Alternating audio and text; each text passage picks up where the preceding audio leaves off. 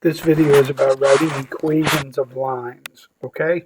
So the first thing I want to talk about is this idea of something that is called slope. Now, slope by definition is the ratio of a non-vertical line of the vertical change to the horizontal change between 2 points. Here's an easy way that I always like to remember slope. I call this my basic definition. Slope is rise over run, okay? Slope is the amount of rise, there's my vertical change, divided by its amount of run or horizontal change. Horizontal change is left to right, vertical change is up and down. Okay? Secondly, I always like to use this definition of slope. A lot of you guys might have learned slope in the past, and they gave you this formula, and your teacher had you memorize that formula. What I like to do instead is I say that slope, represented by the letter M, is change in y over the change in x. Now this is a Greek letter called delta. It's delta y over delta x. So this is how y changes, or the vertical change, divided by how x changes, or the horizontal change. Okay?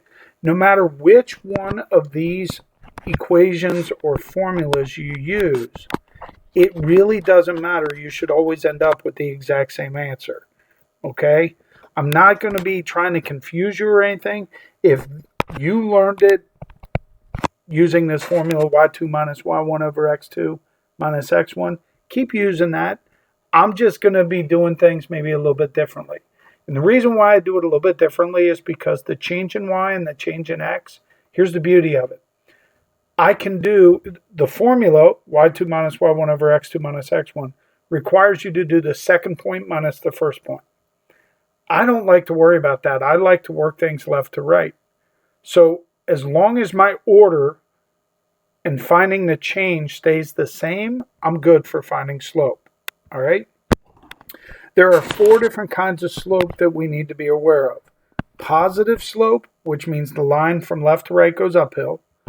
Negative slope, which means the line from left to right goes downhill. Zero slope, which simply means there is no rise, or it's a horizontal line. And the 4th one is called an undefined slope, which is a vertical line, or there is no run. All right? So positive slope goes uphill, negative slope goes downhill. Zero slope means there is no rise. Undefined slope means there is no run or a vertical line. All right? Now, a couple more things for terminology. We have a linear function. Linear function very simply means a function that is a graph of a line, okay, or a linear equation. One of the things that you're going to learn from here is it's going to be degree 1 equation. All right? That's going to be talked a lot about the degree of the equations when we're in Algebra 2. A degree very simply means what's the highest power on the variable. Okay? Now we also have these things called the Y-intercept, which is where it goes through the y-axis. And we have this thing called the X-intercept, which is where the graph passes through the x-axis. Y-intercept, X-intercept. Okay?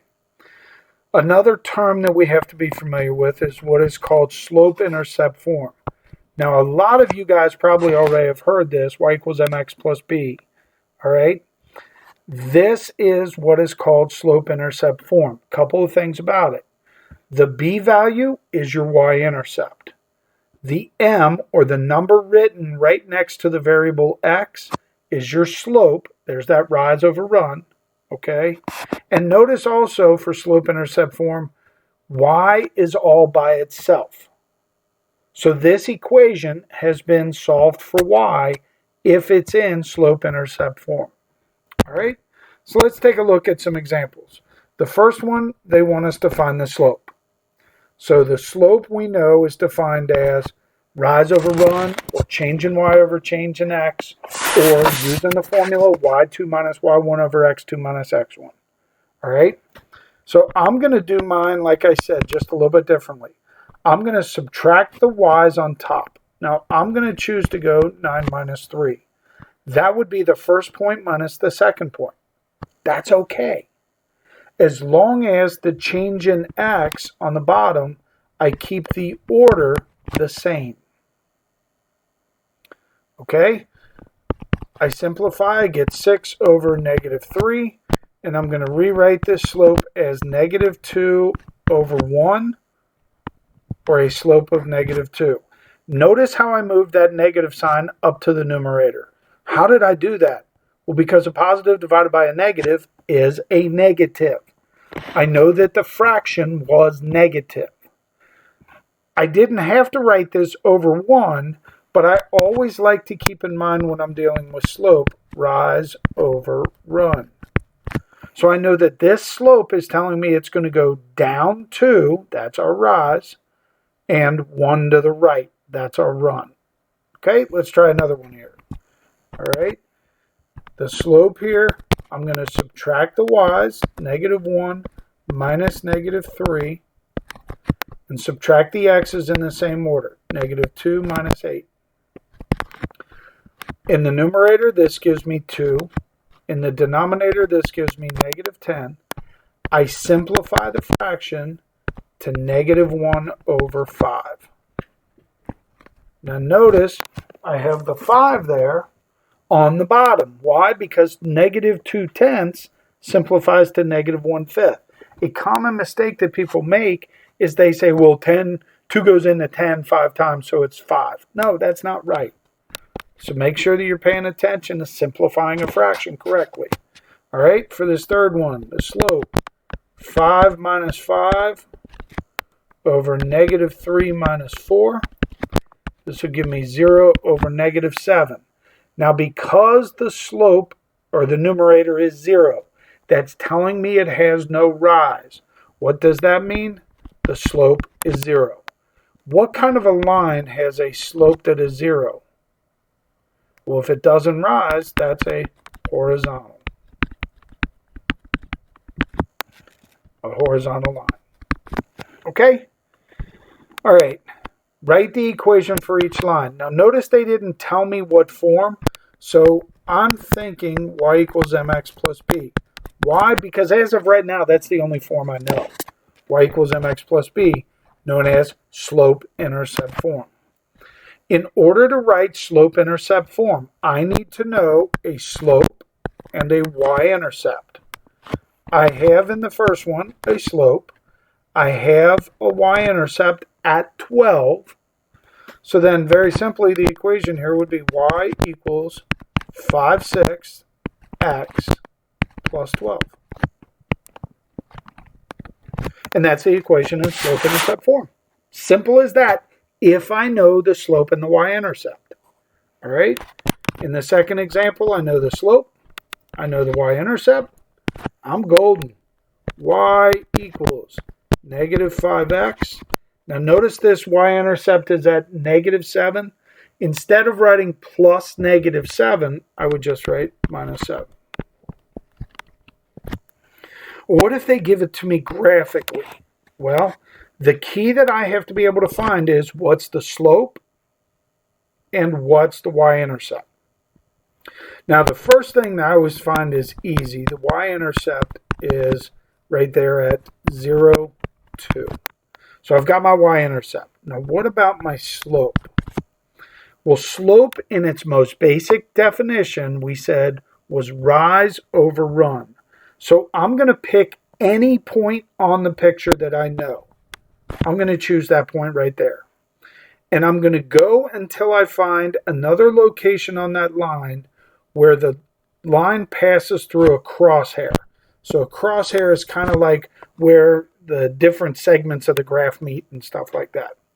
Now, rise over run means how much do we go up or down versus how much do we go right or left. Up or down first, right or left second. So from this point, I'm going to go up 1, 2, and then right 1, 2, 3, up 2, right 3. There's my slope. Once I have the slope and the y-intercept, I can write y equals 2/3 x plus the y-intercept of 2. All right? In this second one, I see the y-intercept right there. That's the y-intercept at 0, 3. All right? I need to find the slope. So I know this point right here. Let's find another one. How about right there? Now, how do you move from left to right on here? But remember, we got to go up and down first. So if I go down 1, that gives me -1 for a rise. And then I run 1, 2, 3, 4 to the right. To the right will be positive. I've got my slope. Now that I know my slope and the y-intercept, I can write y equals -1/4 x plus the y-intercept of 3. All right, take a look at this third picture here. Now, the first thing that I notice here is I've got a y-intercept at 3.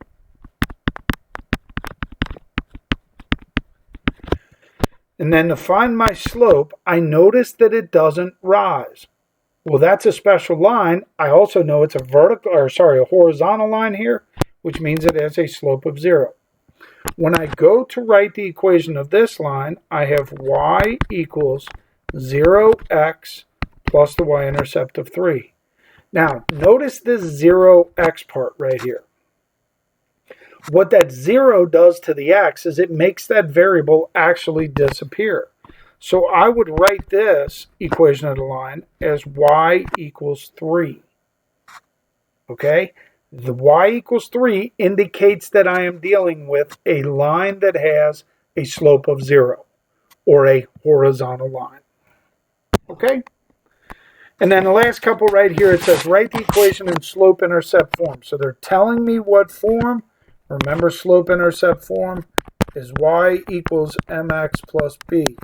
Now, why is that important? Notice, what they're telling me is you got to get y all by itself. Once I write it in slope-intercept form, they want me to find the slope and the y-intercept then of each. Okay? In this first one, I have to solve for this y. So the first thing I'm going to do is add 3x over to the other side. 2y equals 3x plus 7. Divide everything by 2. I get y equals 3 over 2x plus 7 over 2. Notice I divided both parts by that. 2. This equation is now in slope-intercept form. That's what they wanted me to do. Once it's in slope-intercept form, I can say that the slope is 3 over 2, and the y-intercept I can identify as the point 0, 7 over 2. All right, let's take a look at this next one here. Solve for y first. So I'm going to subtract 9x. Negative 2y equals negative 9x plus 10. Divide everything by negative 2. Y equals positive 9 over 2x. Notice that double negative became a positive. And then I have 10 divided by negative 2, which would be negative 5. This equation is now in slope-intercept form. I know that my slope is 9 over 2. And I know that my y-intercept is the point 0, negative 5. All right, this last equation right here, I'm going to write this in slope-intercept form. Now, I notice that I'm not given an x here. That just means that there was a 0 attached to that x. This is slope-intercept form when we have a slope of 0. Okay? Once I have slope-intercept form, I can identify my slope to be 0 and my y-intercept to be the point 0.07. Hopefully this is all good for you. Let me know if you have any questions. I'll be happy to work with you one-on-one if you want.